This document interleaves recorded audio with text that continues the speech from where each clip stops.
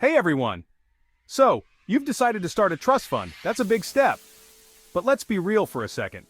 The whole process can feel like trying to navigate a labyrinth blindfolded, right? You want to do it right, but where do you even start? Well, I'm here to break it down for you, step by step, in a way that's engaging, relatable, and most importantly, informative. First things first, you need to determine the purpose of your trust. Ask yourself, why am I doing this? Is it to save for your kids' education? Maybe you want to ensure long-term care for a loved one, or perhaps you're passionate about supporting a charity that means a lot to you.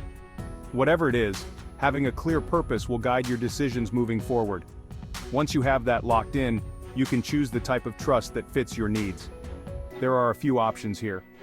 You've got the revocable trust, which is flexible. You can change or dissolve it whenever you want. That's great if you think your circumstances might shift. Then there's the irrevocable trust, which is set in stone once you create it. It might sound scary, but it often comes with better tax benefits.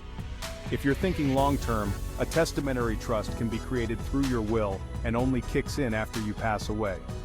And let's not forget the living trust, which you set up while you're alive and can also be revocable or irrevocable. Each option has its pros and cons, so choose wisely. Next up, you need to select a trustee. This is the person or entity that will manage the trust and its assets. You can be your own trustee if you go with a revocable trust, which gives you control. But if you want to take a step back, consider appointing someone you trust, maybe a family member or a professional like a bank or trust company. Just make sure it's someone responsible because this is a big deal. Now let's talk about beneficiaries. Who's going to benefit from this trust? Is it your children, family members, or maybe a charitable organization you love? Defining your beneficiaries is crucial because it sets the stage for how your assets will be distributed. This is your legacy we're talking about. Speaking of assets, you need to decide what you're putting into the trust. This could be cash, stocks, real estate, or other valuable items. Think of it like curating a collection. What do you want to include that will best serve your beneficiaries' needs? Once you've got all that figured out, it's time to consult with an attorney. Seriously, don't skip this step.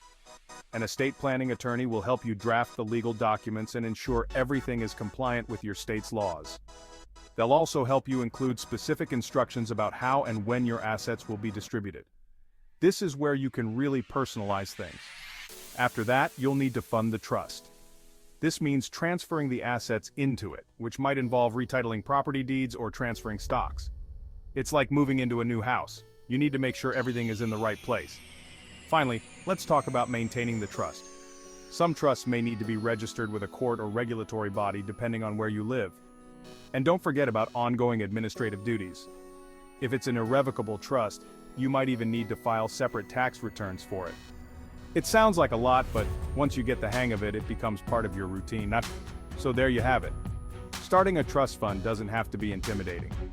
With a clear purpose, the right people by your side, and a little bit of organization, you can set up a trust that not only protects your assets but also ensures your wishes are honored. You're building a legacy, and that's something to be proud of. If you found this helpful, make sure to like, subscribe, and hit that notification bell for more tips. Thanks for watching.